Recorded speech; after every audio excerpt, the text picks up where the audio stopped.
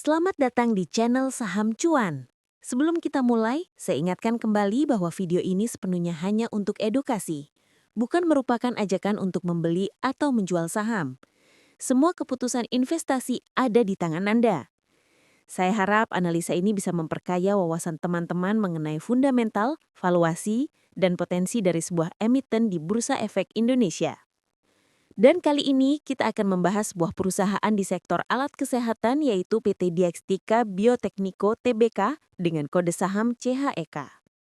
Video ini dibuat pada tanggal 4 Oktober 2025 atas permintaan @handa_snjya 6599. Jadi pastikan Anda menyesuaikan informasi dengan update terbaru sebelum mengambil keputusan. Profil perusahaan. Mari kita mulai dari profil perusahaannya. PT Diagnostika Biotekniko Tbk didirikan pada tahun 1989 dengan fokus menyediakan solusi untuk produk alat kesehatan dan alat laboratorium berkualitas tinggi. Seiring perjalanannya, perseroan berhasil menjalin kemitraan strategis dengan beberapa prinsipal alat kesehatan terkemuka dari luar negeri. Misalnya dengan Bioret sejak tahun 1990 dan dengan Thermo sejak tahun 2004. Hal ini membantu CHEK memperluas jangkauan produk serta memperkuat posisinya di pasar alat kesehatan dan laboratorium di Indonesia. Jika kita perhatikan kepemilikan sahamnya, ada beberapa hal menarik. Pemegang saham terbesar adalah PT Optel Investama Mulia yang menguasai sekitar 60,5% kepemilikan. Masyarakat non-warkat memegang sekitar 20,95%, Healthy Alliance Limited menguasai 2,28%, sedangkan Active Rich Investment Limited sekitar 0,46%. Selain itu, ada kepemilikan signifikan dari jajaran direksi dan komisaris. Misalnya DRA TH Mil Nelly Susanti memiliki sekitar 15,81% saham. Dengan struktur kepemilikan seperti ini, kita bisa melihat bahwa perusahaan dikuasai oleh pemegang mayoritas, namun tetap ada porsi publik sekitar 21% yang menjadi free float. Hal ini akan berpengaruh pada likuiditas saham di pasar. Sekarang mari kita lihat kondisi neraca. CHEK memiliki posisi kas sekitar 5 miliar rupiah. Total aset perusahaan mencapai 113 miliar rupiah dengan total liabilitas hanya sekitar 18 miliar rupiah.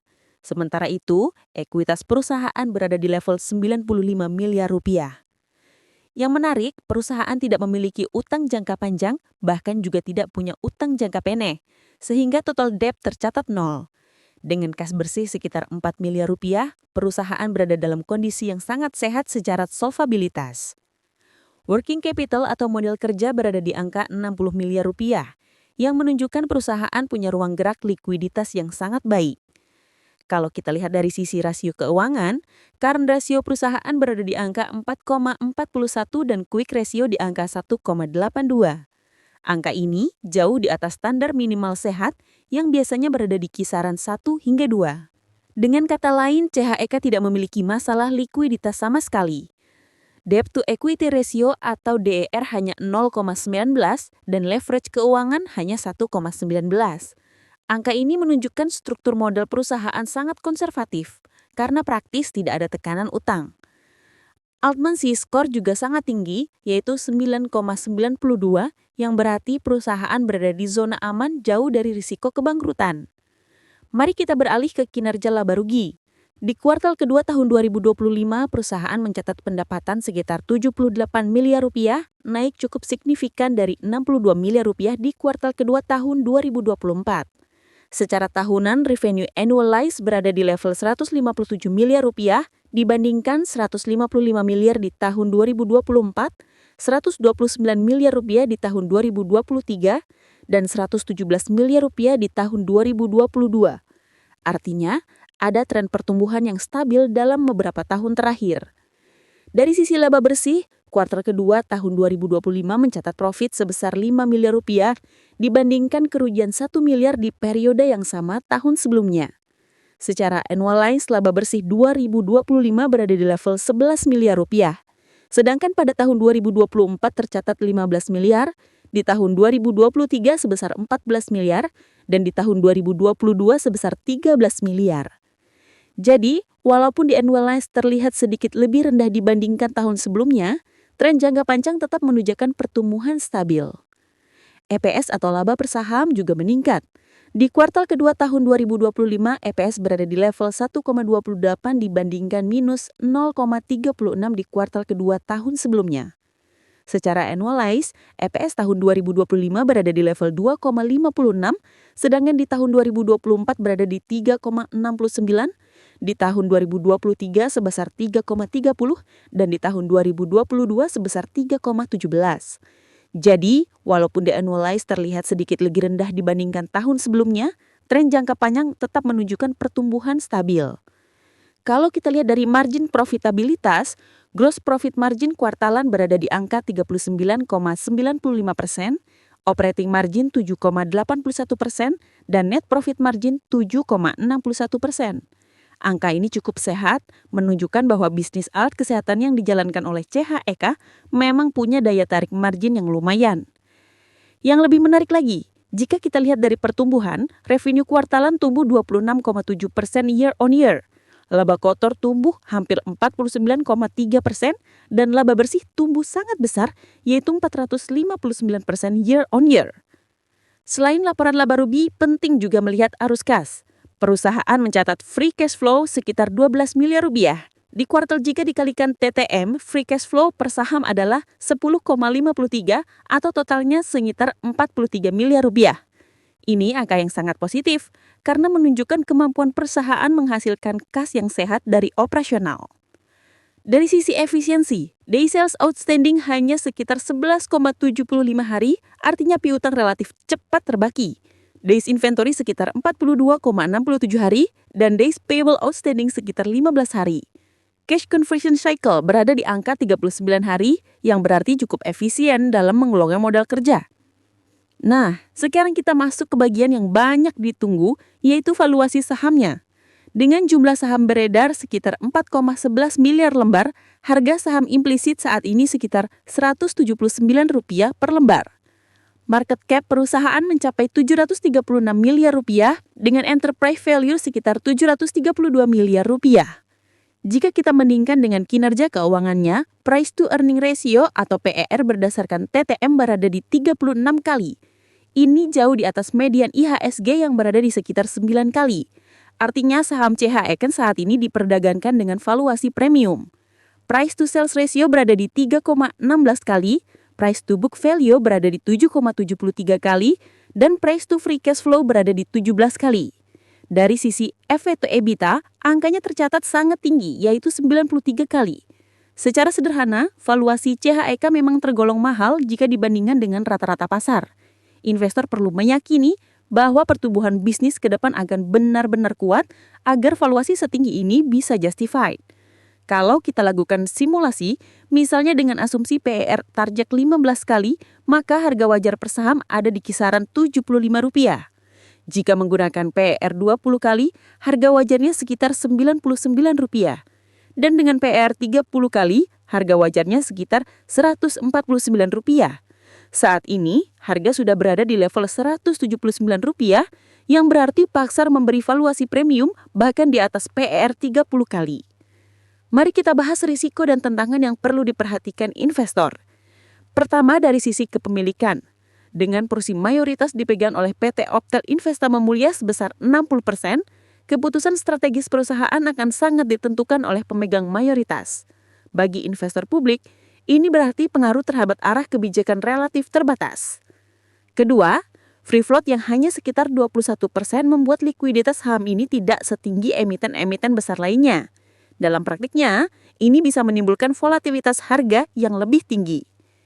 Ketiga, dari sisi kualitas laba. Lonjakan laba kuartalan hingga 459% memang mengesankan, tapi perlu dipastikan apakah pertumbuhan ini berasal dari operasional inti atau dari faktor non-recurring. Karena kalau berasal dari faktor sementara, maka valuasi premium saat ini bisa berisiko terlalu mahal. Keempat, skor Petroski F perusahaan hanya 3 dari 9, yang menunjukkan adanya beberapa sinyal fundamental lemah dalam periode tertentu. Ini perlu dikaji lebih lanjut terutama terkait arus kas, margin, dan leverage historis.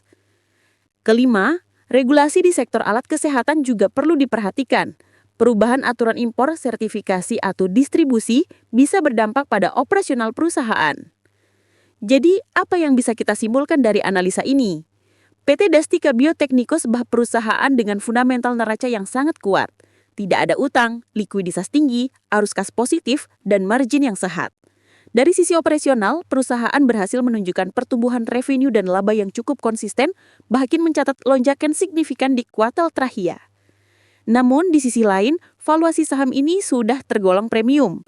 Dengan PR 36 kali dan PBV 7,7 kali, investor harus yakin bahwa pertumbuhan perusahaan akan terus berlanjut. Kalau tidak, risiko overvaluasi bisa menghantui. Bagi investor value, mungkin harga saat ini terasa terlalu mahal. Tetapi bagi investor growth yang percaya dengan potensi sektor alat kesehatan dan kemampuan perusahaan untuk mempertahankan pertumbuhan, CHEK bisa menjadi kandidat menarik, asalkan masuk dengan manajemen risiko yang tepat. Seperti biasa, jangan lupa lakukan riset mandiri dan cek laporan keuangan terbaru secara langsung sebelum mengambil keputusan investasi. Data perdagangan saham. Kita masuk ke pergerakan saham terbaru pada perdagangan Jumat 3 Oktober 2025. Harga tertinggi ada di 183, terendah 177 dan ditutup di 179, turun tipis 0,56%.